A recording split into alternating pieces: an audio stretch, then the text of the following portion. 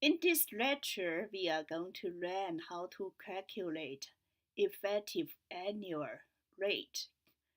Mr. Wright wants to deposit $10,000 in a bank for 1 year, but he is facing a dilemma because Bank A told him, "Come to me. My interest rate is 3.15% compound monthly." And Bank B say, "Hi, come to me. I have higher interest rate of 3.16% and compound simultaneously." Our intuition told us that the higher interest rate, the more money you will get. Also, the more compounding periods, the more money you will get. So which bank Mr. Wright is going to put his money in? Fortunately, Mr. Wright's wife is a math teacher. She said that, "Oh, that's easy. Let me calculate it for you." So she used the compound interest formula to calculate how much Mr. Wright will get after 1 year at Bank A. It used this formula for Bank A. Mr. Wright will get 10 this amount. If Mr. Wright deposit his money in Bank B, he will get this amount. Obviously, Bank A is a better deal, but Mr. Wright still feel confused. Because Bank B has higher interest rate. Bank A has lower interest rate. The difference is the compound periods. So how to do the comparison without calculating the future money, the accumulate money you will get in the future? There is another way. Use the effective annual rate. The idea is, supposedly there is a simple interest rate without compounding. Mr. Wright put this amount money in the bank and use the simple interest formula. This is the rate, interest rate, and for 1 year, deposit 1 year.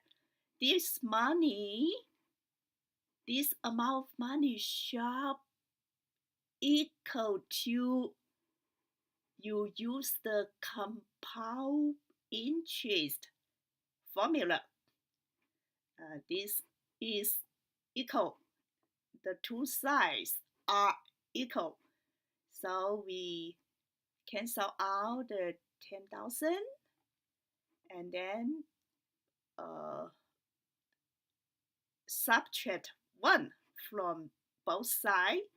So we can easily calculate the effective annual rate is 3.196%. The same principle for the Bank B.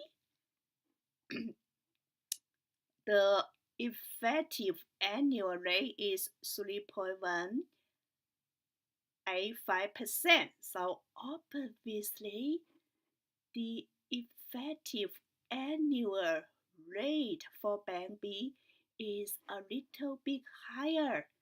So it is a better deal for depositing the money in Bank A. Uh, Generally, how to derive the formula of effective annual rate is, suppose the original principal P that you put in the bank for 1 year. 1 year. This use the simple interest rate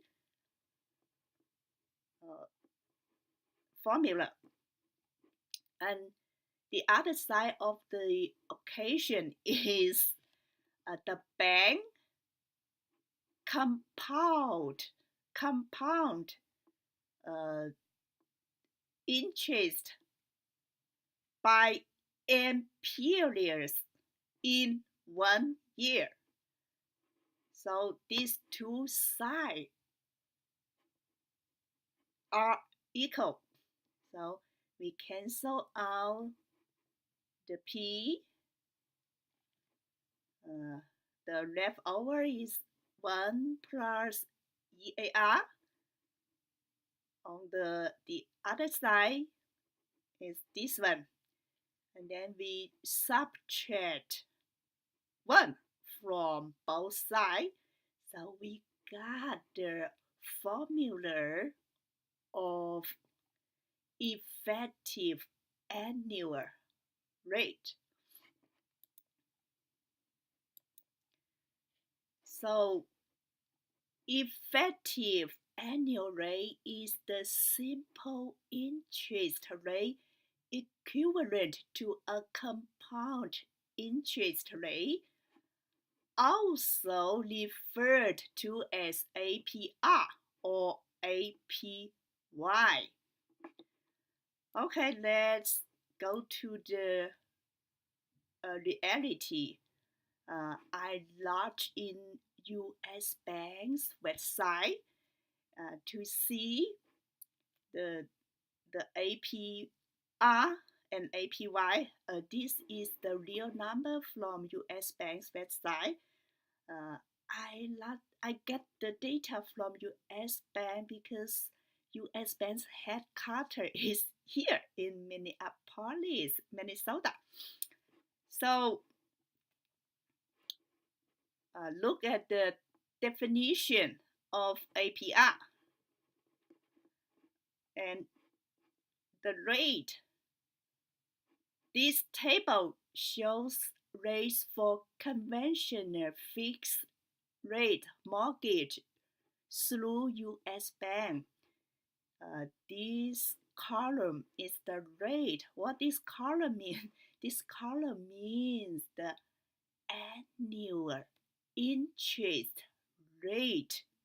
What this means? APR is the annual percentage rate represent the true yearly cost of your loan.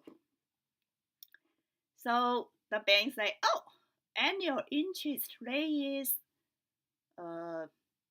to 4.625%.